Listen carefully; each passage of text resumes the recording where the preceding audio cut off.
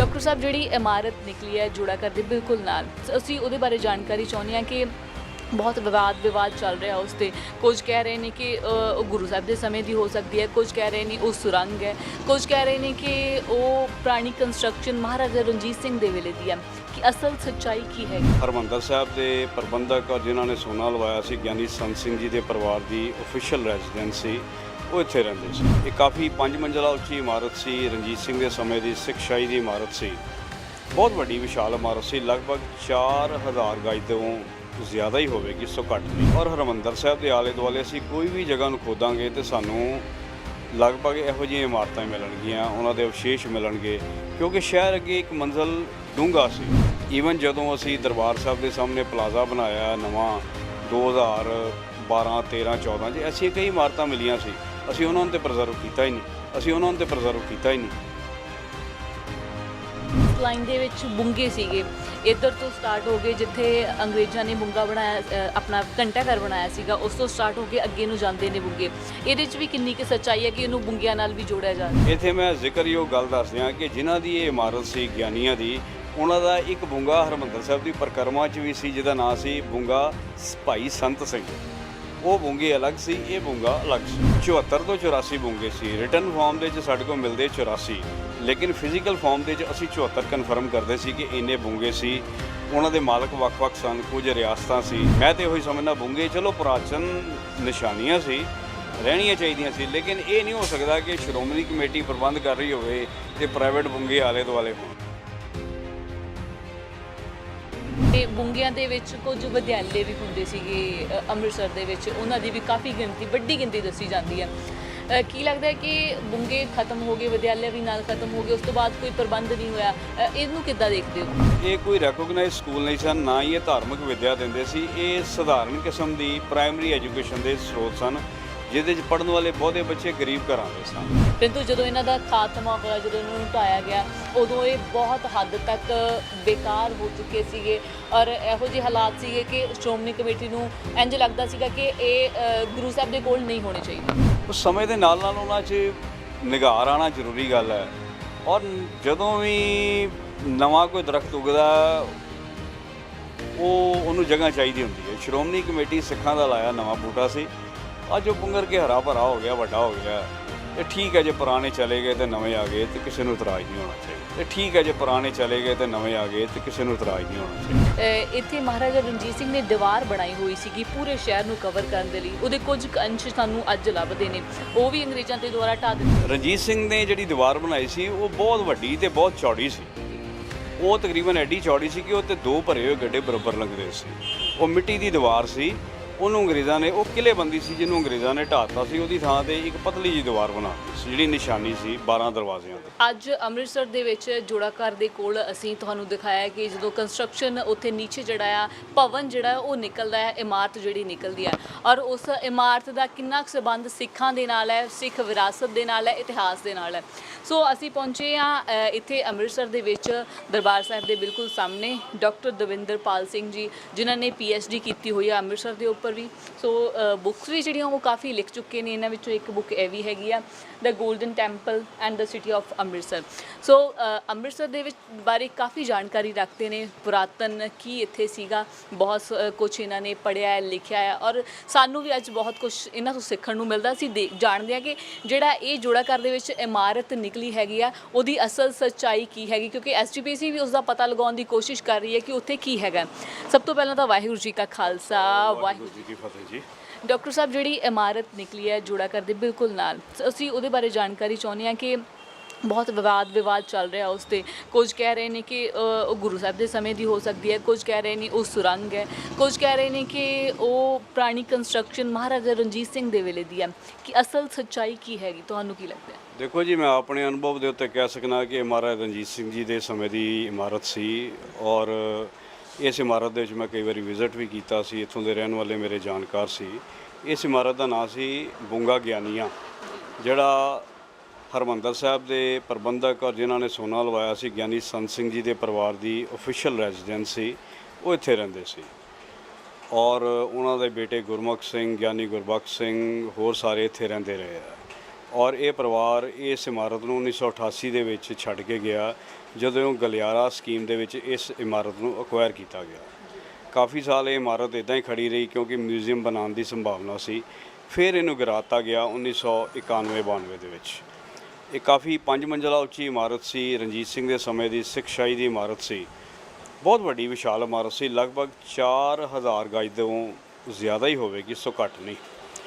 ਅਤੇ ਇਸ ਦੇ ਉੱਪਰਲੀਆਂ ਬਿਲਡਿੰਗਾਂ, ਇਸ ਦੀਆਂ ਮੰਜ਼ਲਾਂ ਨੂੰ ਗਿਰਾਤਾ ਗਿਆ ਸੀ। ਜੋ ਜ਼ਮੀਨ ਦੇ ਵਿੱਚ ਸੀ ਉਹਨੂੰ ਤੋੜਿਆ ਨਹੀਂ ਗਿਆ, ਉਹਨੂੰ ਦਫਨ ਕਰ ਦਿੱਤਾ ਗਿਆ। ਜਿਹੜਾ ਜੋੜਾ ਘਰ ਬਣਨ ਸਮੇਂ ਸਾਹਮਣੇ ਆ ਗਿਆ, ਇਹ ਪੁਰਾਣੀਆਂ ਡਾਟਾਂ ਸੀ, ਹੋ ਸਕਦਾ ਖੂਹ ਵੀ ਹੋਵੇ। ਇਹ ਪੁਰਾਣਾ ਸਟਰਕਚਰ ਸੀ ਔਰ ਹਰਿਮੰਦਰ ਸਾਹਿਬ ਦੇ ਆਲੇ ਦੁਆਲੇ ਅਸੀਂ ਕੋਈ ਵੀ ਜਗ੍ਹਾ ਨੂੰ ਖੋਦਾਂਗੇ ਤੇ ਸਾਨੂੰ ਲਗਭਗ ਇਹੋ ਜਿਹੀਆਂ ਇਮਾਰਤਾਂ ਮਿਲਣਗੀਆਂ, ਉਹਨਾਂ ਦੇ ਅਵਸ਼ੇਸ਼ ਮਿਲਣਗੇ। ਕਿਉਂਕਿ ਸ਼ਹਿਰ ਅੱਗੇ ਇੱਕ ਮੰਜ਼ਲ ਡੂੰਘਾ ਸੀ, ਉਹਨੂੰ ਭਰਤੀ ਪਾ ਕੇ ਅਸੀਂ ਦੱਬ ਰਹੇ ਹਾਂ। ਜਦੋਂ ਅਸੀਂ ਭਰਤੀ ਨੂੰ ਕੱਢਨੇ ਆ, ਮਿੱਟੀ ਨੂੰ ਪੁੱਟਨੇ ਆ, ਤੇ ਪੁਰਾਣੀਆਂ ਇਮਾਰਤਾਂ ਸਾਹਮਣੇ ਆ ਜਾਂਦੀਆਂ। ਠੀਕ ਹੈ, ਇਮਾਰਤ ਕਿਸੇ ਹੱਦ ਤੱਕ ਸਿੱਖ ਇਤਿਹਾਸ ਦਾ ਹਿੱਸਾ ਸੀ, ਲੇਕਿਨ ਇਹ ਇੰਨੀ ਵੀ ਮਹੱਤਵਪੂਰਨ ਨਹੀਂ ਕਿਸੇ ਕਹੀਏ ਜੀ ਕਿ ਨਹੀਂ ਇਹਨੂੰ ਪ੍ਰੀਜ਼ਰਵ ਕਰਨਾ ਚਾਹੀਦਾ। ਹਰਿਮੰਦਰ ਸਾਹਿਬ ਦੇ ਆਲੇ ਦੁਆਲੇ ਕਿਤੇ ਵੀ ਕੋਈ ਧਰਤੀ ਨੂੰ ਪੁੱਟਾਂਗੇ ਤੇ ਐਸੀਆਂ ਇਮਾਰਤਾਂ ਨਿਕਲਦੀਆਂ। ਈਵਨ ਜਦੋਂ ਅਸੀਂ ਦਰਬਾਰ ਸਾਹਿਬ ਦੇ ਸਾਹਮਣੇ ਪਲਾਜ਼ਾ ਬਣਾਇਆ ਨਵਾਂ 2012, 13, 14 'ਚ, ਐਸੀਆਂ ਕਈ ਇਮਾਰਤਾਂ ਮਿਲੀਆਂ ਸੀ, ਅਸੀਂ ਉਹਨਾਂ ਨੂੰ ਤਾਂ ਪ੍ਰੀਜ਼ਰਵ ਕੀਤਾ ਹੀ ਨਹੀਂ। ਮੇਰੇ ਸਮਝ ਮੁਤਾਬਕ ਇਹ ਇੱਕ ਪੁਰਾਣੇ ਅਵਸ਼ੇਸ਼ ਨੇ ਇਮਾਰਤ ਦੇ, ਇਸ ਤੋਂ ਵੱਧ ਕੁਝ ਨਹੀਂ। ਜਿਵੇਂ ਇਹ ਕਿਹਾ ਇਹ ਵੀ ਜਾ ਰਿਹਾ ਕਿ ਇਸ ਲਾਈਨ ਦੇ ਵਿੱਚ ਬੁੰਗੇ ਸੀਗੇ, ਇੱਧਰ ਤੋਂ ਸਟਾਰਟ ਹੋ ਗਏ ਜਿੱਥੇ ਅੰਗਰੇਜ਼ਾਂ ਨੇ ਬੁੰਗਾ ਬਣਾਇਆ, ਆਪਣਾ ਘੰਟਾ ਘਰ ਬਣਾਇਆ ਸੀਗਾ, ਉਸ ਤੋਂ ਸਟਾਰਟ ਹੋ ਕੇ ਅੱਗੇ ਨੂੰ ਜਾਂਦੇ ਨੇ ਬੁੰਗੇ।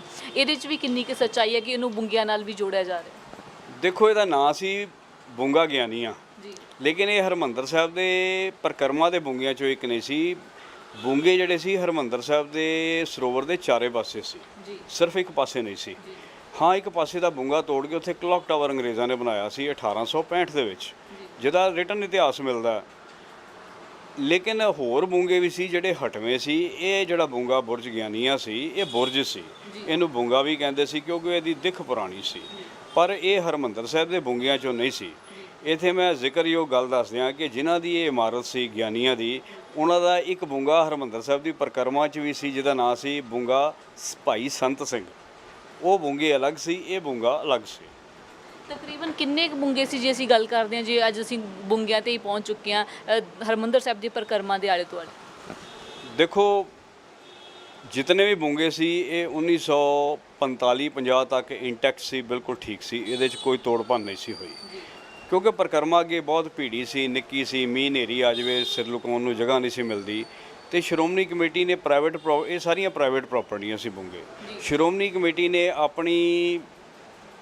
ਆਪਣੇ ਪ੍ਰਬੰਧ ਨੂੰ ਠੀਕ ਕਰਨ ਦੇ ਲਈ, ਆਪਣੀ ਕਹਿ ਸਕਦੇ ਆ ਕਿ ਵੀ ਆਪਣੀ ਇੱਕ ਕੰਟਰੋਲ ਬਣਾਉਣ ਦੇ ਲਈ ਉਹਨਾਂ ਨੇ ਇਸ ਬੁੰਗਿਆਂ ਨੂੰ ਢਾਇਆ ਸੀ।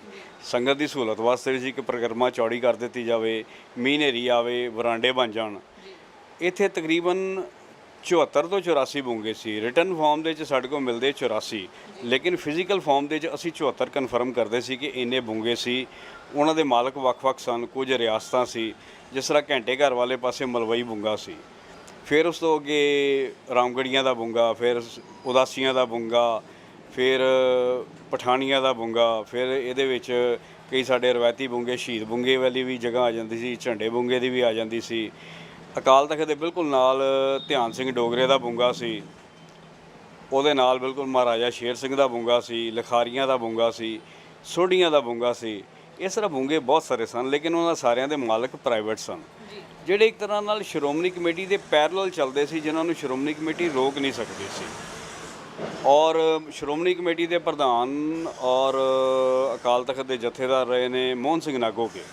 ਉਹਨਾਂ ਉਪਰਾਲਾ ਕੀਤਾ ਸੀ ਕਿ ਇਸ ਕੈਂਪਸ ਨੂੰ ਡਿਵੈਲਪ ਕੀਤਾ ਜਾਏ। ਇਹਦੀ ਸਿਮੈਟਰੀ ਅੱਜ ਦੱਸਦੀ ਹੈ ਅੱਜ ਮੋਹਨ ਸਿੰਘ ਨਾਗੋਕੇ ਵਰਗੇ ਅਕਾਲੀ ਲੀਡਰਾਂ ਦੀ ਦੂਰ ਅੰਦੇਸ਼ੀ ਦਾ ਨਤੀਜਾ। ਔਰ ਵਧਾਈ ਦੇ ਪਾਤਰ ਨੇ ਕਿ ਸਾਡੇ ਕੋਲ ਇੱਕ ਆਪਣਾ ਕੰਪਲੈਕਸ ਹੈ ਤੇ ਹਰ ਕੋਨੇ ਦੇ ਉੱਤੇ ਸ਼੍ਰੋਮਣੀ ਗੁਰਦੁਆਰਾ ਪ੍ਰਬੰਧ ਕਮੇਟੀ ਦਾ ਕੰਟਰੋਲ ਹੈ। ਮੈਂ ਤਾਂ ਇਹੋ ਹੀ ਸਮਝਦਾ ਬੁੰਗੇ ਚਲੋ ਪੁਰਾਤਨ ਨਿਸ਼ਾਨੀਆਂ ਸੀ, ਰਹਿਣੀਆਂ ਚਾਹੀਦੀਆਂ ਸੀ, ਲੇਕਿਨ ਇਹ ਨਹੀਂ ਹੋ ਸਕਦਾ ਕਿ ਸ਼੍ਰੋਮਣੀ ਕਮੇਟੀ ਪ੍ਰਬੰਧ ਕਰ ਰਹੀ ਹੋਵੇ ਤੇ ਪ੍ਰਾਈਵੇਟ ਬੁੰਗੇ ਆਲੇ ਦੁਆਲੇ ਹੋਣ। ਮੇਰਾ ਇੱਕ ਹੋਰ ਸਵਾਲ ਹੈ, ਜਿਵੇਂ ਬੁੰਗਿਆਂ ਦੇ ਵਿੱਚ ਕੁਝ ਵਿਦਿਆਲੇ ਵੀ ਹੁੰਦੇ ਸੀਗੇ ਅੰਮ੍ਰਿਤਸਰ ਦੇ ਵਿੱਚ, ਉਹਨਾਂ ਦੀ ਵੀ ਕਾਫੀ ਗਿਣਤੀ, ਵੱਡੀ ਗਿਣਤੀ ਦੱਸੀ ਜਾਂਦੀ ਹੈ। ਕੀ ਲੱਗਦਾ ਹੈ ਕਿ ਬੁੰਗੇ ਖਤਮ ਹੋ ਗਏ, ਵਿਦਿਆਲੇ ਵੀ ਨਾਲ ਖਤਮ ਹੋ ਗਏ, ਉਸ ਤੋਂ ਬਾਅਦ ਕੋਈ ਪ੍ਰਬੰਧ ਨਹੀਂ ਹੋਇਆ, ਇਹਨੂੰ ਕਿੱਦਾਂ ਦੇਖਦੇ ਹੋ? ਇਹ ਗਲਤ ਹੈਗਾ ਕਿ ਵਿਦਿਆਲੇ ਸੀ, ਕੁਝ ਇੱਕ ਵਿਦਿਆਲੇ ਸੀ, ਸਕੂਲ ਸੀ, ਪ੍ਰਾਇਮਰੀ ਸਕੂਲ ਸੀ ਜੀ ਔਰ ਇਹ ਲਗਭਗ 1950 ਤੱਕ ਉਹ ਸਕੂਲ ਚੱਲਦੇ ਰਹੇ ਆ। ਜੀ ਇੱਕ ਸਕੂਲ ਜਿਹਦੇ 'ਚ ਮੇਰੇ ਪਿਤਾ ਜੀ ਨੇ ਵੀ ਤਾਲੀਮ ਲਈ ਸੀ, ਉਹ ਸੀ ਬਾਬਾ ਦੀਪ ਸਿੰਘ ਜੀ ਦੇ ਗੁਰਦੁਆਰੇ ਦੇ ਨਾਲ, ਉਹਨੂੰ ਆਸਾ ਸਿੰਘ ਦਾ ਸਕੂਲ ਕਹਿੰਦੇ ਸੀ। ਫਿਰ ਇੱਕ ਸਕੂਲ ਸੀ ਜਿਹੜਾ ਬਾਬੇ ਬੁੱਢੇ ਦੀ ਬੇਰ ਦੇ ਕੋਲ ਲੱਗਦਾ ਹੁੰਦਾ ਸੀ। ਇਹ ਸਾਰੇ ਉਹ ਸਕੂਲ ਸਨ ਜਿਹੜੇ ਰਵਾਇਤੀ ਸਕੂਲ ਸਨ ਔਰ ਇਹ ਕੋਈ ਰੈਕੋਗਨਾਈਜ਼ ਸਕੂਲ ਨਹੀਂ ਸਨ, ਨਾ ਹੀ ਇਹ ਧਾਰਮਿਕ ਵਿੱਦਿਆ ਦਿੰਦੇ ਸੀ। ਇਹ ਸਧਾਰਨ ਕਿਸਮ ਦੀ ਪ੍ਰਾਇਮਰੀ ਐਜੂਕੇਸ਼ਨ ਦੇ ਸਰੋਤ ਸਨ, ਜਿਹਦੇ 'ਚ ਪੜ੍ਹਨ ਵਾਲੇ ਬਹੁਤੇ ਬੱਚੇ ਗਰੀਬ ਘਰਾਂ ਦੇ ਸਨ। ਸਮੇਂ ਦੇ ਨਾਲ ਨਾਲ ਉਹ ਵਿਦਿਆਲੇ ਹੋਰ ਥਾਵਾਂ 'ਤੇ ਸ਼ਿਫਟ ਕਰ ਦਿੱਤੇ ਗਏ। ਇਹ ਨਹੀਂ ਕਿ ਉਹਨਾਂ ਨੂੰ ਧੱਕੇ ਨਾਲ ਬੰਦ ਕਰਾਇਆ ਗਿਆ। ਸ਼੍ਰੋਮਣੀ ਕਮੇਟੀ ਨੇ ਜਿਹਨੂੰ ਵੀ ਤੋਰਿਆ ਉਹਨੂੰ ਕੋਈ ਨਾ ਕੋਈ ਢੁਕਵਾਂ ਪ੍ਰਬੰਧ ਦਿੱਤਾ ਗਿਆ। ਕੁਝ ਬੂੰਗਿਆਂ ਦੇ ਵਿੱਚ ਰਵਾਇਤੀ ਕੰਮ ਕੀਤੇ ਜਾਂਦੇ ਸੀ, ਜਿਸ ਤਰ੍ਹਾਂ ਬੂੰਗਾ ਲਿਖਾਰੀਆਂ ਸੀ, ਪੁਰਾਣੇ ਲਿਖਤਾਂ ਲਿਖੀਆਂ ਜਾਂਦੀਆਂ ਸੀ ਉੱਥੇ। ਬਾਅਦ 'ਚ ਮਸ਼ੀਨੀ ਯੁੱਗ ਆ ਗਿਆ, ਪ੍ਰੈਸ ਆ ਗਿਆ, ਉਹ ਵੀ ਖਤਮ ਹੋ ਗਈ। ਕੁਝ ਬੂੰਗਿਆਂ ਦੇ ਵਿੱਚ ਪ੍ਰਿੰਟਿੰਗ ਪ੍ਰੈਸ ਹਨ, ਜਿਸ ਤਰ੍ਹਾਂ ਬੂੜੀਆਂ ਵਾਲਾ ਬੂੰਗਾ ਸੀ, ਉਹਦੇ 'ਚ ਪ੍ਰਿੰਟਿੰਗ ਪ੍ਰੈਸ ਲੱਗੀ ਸੀ, ਉਹ ਵੀ ਵਕਤ ਨਾਲ ਖਤਮ ਹੋ ਗਈ। ਲੇਕਿਨ ਇਹ ਪ੍ਰਾਈਵੇਟ ਪ੍ਰਾਪਰਟੀਆਂ ਸੀ ਜਿਹੜੀਆਂ ਹਰਿਮੰਦਰ ਸਾਹਿਬ ਦੇ ਪ੍ਰਬੰਧ ਦੇ ਵਿੱਚ ਦਖਲਅੰਦਾਜ਼ੀ ਕਰਦੀਆਂ ਸੀ ਔਰ ਸ਼੍ਰੋਮਣੀ ਕਮੇਟੀ ਜਿਹੜੀ ਹੈ ਉਹਨਾਂ ਨੂੰ ਰੋਕ ਨਹੀਂ ਸਕਦੀ ਸੀ, ਜਿਹਦੇ ਨੇ ਕਈ ਕਹਿਣਾ ਤਾਂ ਨਹੀਂ ਚਾਹੀਦਾ ਸਾਡੇ ਧਰਮ ਵਿਰੋਧੀ ਕੰਮ ਵੀ ਕੀਤੇ ਜਾਂਦੇ ਸੀ। ਉਹ 'ਚ ਕਿਸੇ ਹੱਦ ਤੱਕ ਮੂਰਤੀ ਪੂਜਾ ਵੀ ਆ ਜਾਂਦੇ ਸੀ, ਨਸ਼ੇ ਦਾ ਸੇਵਨ ਵੀ ਆ ਜਾਂਦਾ ਸੀ। ਐਸੇ ਕਰਮ ਕੀਤੇ ਜਾਂਦੇ ਸੀ ਜਿਨ੍ਹਾਂ ਨੂੰ ਅਸੀਂ ਮਨਮਤ ਕਹਿੰਦੇ ਹਾਂ। ਸ਼੍ਰੋਮਣੀ ਕਮੇਟੀ ਚਾਹ ਕੇ ਮੈਨੂੰ ਰੋਕ ਨਹੀਂ ਸਕਦੀ ਸੀ। ਉਹਦਾ ਇਹ ਹਾਲ ਸੀ ਕਿ ਉਹਨਾਂ ਨੂੰ ਕਿਤੇ ਹੋਰ ਸ਼ਿਫਟ ਕਰਤਾ ਜਾਵੇ। ਸ਼੍ਰੋਮਣੀ ਕਮੇਟੀ ਨੇ ਜਬਰੀ ਕਬਜ਼ਾ ਨਹੀਂ ਸੀ ਕੀਤਾ, ਪ੍ਰੇਮ ਪਿਆਰ ਦੇ ਨਾਲ ਪੈਸੇ ਦੇ ਕੇ ਲਿਟੀਗੇਸ਼ਨ ਦੇ ਨਾਲ ਥਰੂ ਪ੍ਰੋਪਰ ਚੈਨਲ ਅਸੀਂ ਕਬਜ਼ੇ ਲਏ ਹੋਏ ਆ ਔਰ ਚਾਰੇ ਪਾਸੇ ਲਏ ਆ। ਕੋਈ ਬੰਦਾ ਦੁਖੀ ਹੋ ਕੇ ਸਾਡੇ ਕੋਲੋਂ ਨਹੀਂ ਗਿਆ ਆ, ਸਾਡੇ ਕੋਲ ਕੋਈ ਲੈ ਕੇ ਗਿਆ। ਔਰ ਸ਼੍ਰੋਮਣੀ ਕਮੇਟੀ ਇੰਨੇ ਸਾਲ ਬਾਅਦ ਵੀ ਉਹਨਾਂ ਦੀ ਦੂਰ ਅੰਦੇਸ਼ੀ, ਉਹਨਾਂ ਦੀ ਸਮਝ, ਉਹਨਾਂ ਦੇ ਕੀਤੇ ਕੰਮ ਸਾਡੇ ਲਈ ਮਾਣ ਦਾ ਵਿਸ਼ਾ ਹੈ ਔਰ ਅੱਜ ਵੀ ਕਹਿਣਾ ਕਿ ਉਹਨਾਂ ਦੀ ਦੂਰ ਅੰਦੇਸ਼ੀ ਹੈ ਕਿ ਅਸੀਂ ਇੱਕ ਚੰਗਾ ਪ੍ਰਬੰਧ ਚਲਾ ਰਹੇ ਹਾਂ। ਜਦੋਂ ਅਸੀਂ ਕਹਿ ਲਈਏ ਕਿ ਜਦੋਂ ਇਹ ਸਟਾਰਟ ਹੋਏ ਸੀ ਬੂੰਗੇ, ਉਦੋਂ ਮਾਨਸਿਕਤਾ ਇਹਨਾਂ ਦੀ ਹੋਰ ਸੀ, ਉਦੋਂ ਡਿਵੈਲਪ ਕੀਤੇ ਗਏ ਸੀਗੇ ਇੱਥੇ ਲਾਗੇ ਗੁਰੂ ਸਾਹਿਬ ਦੇ ਕੋਲੇ। ਪਰੰਤੂ ਜਦੋਂ ਇਹਨਾਂ ਦਾ ਖਾਤਮਾ ਹੋਇਆ, ਜਦੋਂ ਇਹਨਾਂ ਨੂੰ ਢਾਇਆ ਗਿਆ, ਉਦੋਂ ਇਹ ਬਹੁਤ ਹੱਦ ਤੱਕ ਬੇਕਾਰ ਹੋ ਚੁੱਕੇ ਸੀਗੇ ਔਰ ਇਹੋ ਜਿਹੇ ਹਾਲਾਤ ਸੀਗੇ ਕਿ ਸ਼੍ਰੋਮਣੀ ਕਮੇਟੀ ਨੂੰ ਇੰਝ ਲੱਗਦਾ ਸੀਗਾ ਕਿ ਇਹ ਗੁਰੂ ਸਾਹਿਬ ਦੇ ਕੋਲ ਨਹੀਂ ਹੋਣੇ ਚਾਹੀਦੇ। ਦੇਖੋ, ਇਹ ਸਾਰੇ ਬੂੰਗੇ ਬੰਦੇ ਆ 18ਵੀਂ ਸਦੀ ਦੇ ਅਖੀਰ ਦੇ ਵਿੱਚ ਸ਼ੁਰੂ ਹੁੰਦੇ ਆ ਤੇ ਰਣਜੀਤ ਸਿੰਘ ਦੇ ਸਮੇਂ ਦੇ ਵਿੱਚ ਪੂਰੀ ਤਰ੍ਹਾਂ ਬੰਨੇ ਸ਼ੁਰੂ ਹੁੰਦੇ ਆ। ਇਹ ਸਾਰੇ ਸਿੱਖ ਸਰਦਾਰਾਂ ਦੇ ਬੂੰਗੇ ਸੀ, ਉਹਨਾਂ ਦੇ ਨਾਂ ਜੁੜੇ। ਜਿਸ ਤਰ੍ਹਾਂ ਸੋਢੀਆਂ ਦਾ ਬੂੰਗਾ ਸੀ, ਹਰਿਮੰਦਰ ਸਾਹਿਬ ਦੀ ਜਿਹੜੀ ਡਿਓੜੀ ਹੈ ਅੰਦਰ ਜਾਂਦੇ ਉੱਥੇ ਹੁੰਦਾ ਸੀ। ਇਹ ਆਨੰਦਪੁਰ ਦੇ ਸੋਢੀਆਂ ਦਾ ਬੂੰਗਾ ਸੀ। ਇਹਦੇ ਵਿੱਚ ਕੁਝ ਇੱਕ ਬੂੰਗੇ ਸਨ, ਜਿਸ ਤਰ੍ਹਾਂ ਪ੍ਰਾਚੀਨ ਪੁਰਾਣੇ ਸਿੱਖ ਸੀ ਸਾਡੇ, ਪਠਾਨੀਆ ਸਰਦਾਰ ਸੀ ਜਿਹੜੇ ਢਾਲੇ ਨੁਸ਼ਹਿਰੇ ਢਾਲੇ ਦੇ ਸਾਹਮਣੇ, ਜਿਨ੍ਹਾਂ ਦਾ ਅੱਜ ਵੀ ਮਹੱਲ ਦਿਸਦਾ ਪਾਕਿਸਤਾਨ ਵਿੱਚ, ਉਹਨਾਂ ਦਾ ਬੂੰਗਾ ਸੀ। ਮਹਾਰਾਣੀ ਜਿੰਦਾ ਦਾ ਬੂੰਗਾ ਸੀ। ਲਾੜਵੇ ਵਾਲੇ ਸਰਦਾਰਾਂ ਦਾ ਬੂੰਗਾ ਸੀ। ਹਰਿਮੰਦਰ ਸਾਹਿਬ ਦੇ ਅੰਦਰ ਜਾਂਦੇ ਆ ਤੇ ਖੱਬੇ ਹੱਥ ਜਿੰਨਾ ਸੀ ਉਹਨੂੰ ਮਲਵਈ ਬੂੰਗਾ ਕਹਿੰਦੇ ਸੀ। ਉਦਾਸੀਆਂ ਦੇ ਬੂੰਗੇ ਸੀ। ਇਹ ਸਾਰੀਆਂ ਤਕਰੀਬਨ ਪ੍ਰਾਈਵੇਟ ਪ੍ਰਾਪਰਟੀਆਂ ਸੀ। ਉਸ ਸਮੇਂ ਦੇ ਨਾਲ ਨਾਲ ਉਹਨਾਂ 'ਚ ਨਿਗਾਰ ਆਉਣਾ ਜ਼ਰੂਰੀ ਗੱਲ ਹੈ ਔਰ ਜਦੋਂ ਵੀ ਨਵਾਂ ਕੋਈ ਦਰਖਤ ਉੱਗਦਾ ਉਹਨੂੰ ਜਗ੍ਹਾ ਚਾਹੀਦੀ ਹੁੰਦੀ ਹੈ। ਸ਼੍ਰੋਮਣੀ ਕਮੇਟੀ ਸਿੱਖਾਂ ਦਾ ਲਾਇਆ ਨਵਾਂ ਬੂਟਾ ਸੀ। ਅੱਜ ਉਹ ਪੁੰਗਰ ਕੇ ਹਰਾ ਭਰਾ ਹੋ ਗਿਆ, ਵੱਡਾ ਹੋ ਗਿਆ ਤੇ ਠੀਕ ਹੈ। ਜੇ ਪੁਰਾਣੇ ਚਲੇ ਗਏ ਤੇ ਨਵੇਂ ਆ ਗਏ ਤੇ ਕਿਸੇ ਨੂੰ ਇਤਰਾਜ਼ ਨਹੀਂ ਹੋਣਾ ਚਾਹੀਦਾ। ਮੈਂ ਅਕਾਲੀ ਦਲ ਦਾ ਔਰ ਸ਼੍ਰੋਮਣੀ ਕਮੇਟੀ ਦਾ ਦਿਲੋਂ ਸਤਿਕਾਰ ਕਰਨਾ ਕਿ ਉਹਨਾਂ ਨੇ ਸਿੱਖਾਂ ਦੇ ਹਰ ਗੁਰਦੁਆਰੇ ਨੂੰ ਚੰਗਾ ਪ੍ਰਬੰਧ ਦਿੱਤਾ ਔਰ ਅੱਜ ਵੀ ਉਹ ਵਧਾਈ ਦੇ ਪਾਤਰ ਨੇ ਕਿ ਹਰ ਥਾਂ 'ਤੇ ਉਹ ਯੋਗ ਪ੍ਰਬੰਧ ਕਰ ਰਹੇ ਆ, ਸਿਕਿਉਰਿਟੀ ਦੇ ਰਹੇ ਆ, ਆਏ ਗਏ ਦੀ ਸੇਵਾ ਕਰ ਰਹੇ ਆ, ਸੰਗਤ ਦੀ ਸੇਵਾ ਸੰਭਾਲ ਹੋ ਰਹੀ ਹੈ, ਗੁਰਦੁਆਰਿਆਂ ਦੀ ਸੇਵਾ ਸੰਭਾਲ ਹੋ ਰਹੀ ਹੈ। ਇਸ ਤੋਂ ਬਾਅਦ ਸਾਨੂੰ ਕੀ ਚਾਹੀਦਾ? ਪ੍ਰਬੰਧਕ ਦੇ ਲਈ ਇਹੋ ਹੀ ਤਾਂ ਜ਼ਰੂਰੀ ਹੁੰਦਾ।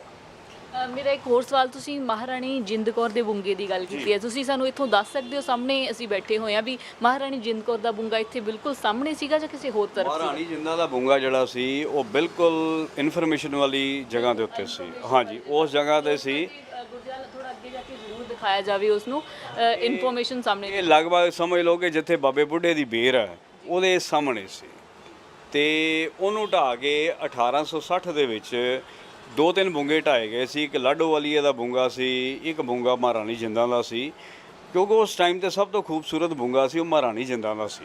ਉਹ ਸਿੱਖਾਂ ਨੂੰ ਇਹ ਮਾਨਸਿਕਤਾ ਦਾ ਅਹਿਸਾਸ ਕਰਵਾਉਣ ਦੇ ਲਈ ਸੀ ਕਿ ਵੇਖੋ ਰਾਜ ਅੰਗਰੇਜ਼ਾਂ ਦਾ ਆ ਗਿਆ, ਅਸੀਂ ਤੁਹਾਡਾ ਬੁੰਗਾ ਢਾਹ ਕੇ ਅਸੀਂ ਆਪਣਾ ਕਲੌਕ ਟਾਵਰ ਬਣਾ ਲਿਆ, ਜਿਹੜਾ ਕ੍ਰਿਸਚਨ ਬਿਲਡਿੰਗ ਲੱਗਦੀ ਸੀ। ਔਰ ਜਿਹੜੀ ਸਾਡੇ ਚੌਗਿਰਦੇ ਦੇ ਵਿੱਚ ਇੱਕ ਅਪਵਾਦ ਸੀ। ਜਦੋਂ ਸੈਕੰਡ ਵਰਲਡ ਵਾਰ ਹੋਈ ਤੇ ਸਿੱਖਾਂ ਨੇ ਨੂੰ ਪਤਾ ਸੀ ਕਿ ਸਾਡੀ ਅੰਗਰੇਜ਼ਾਂ ਦੀ ਫੌਜ 'ਚ ਕਾਫੀ ਸਟਰੈਂਥ ਹੈ, ਅੱਜ ਅਸੀਂ ਇਹ ਕਲੌਕ ਟਾਵਰ ਨੂੰ ਢਾਹ ਵੀ ਦਿਆਂਗੇ, ਜਿਹੜਾ ਸਾਡੀਆਂ ਅੱਖਾਂ 'ਚ ਚੁਭਦਾ ਸੀ। ਸਿੱਧੀ ਗੱਲ ਹੈ।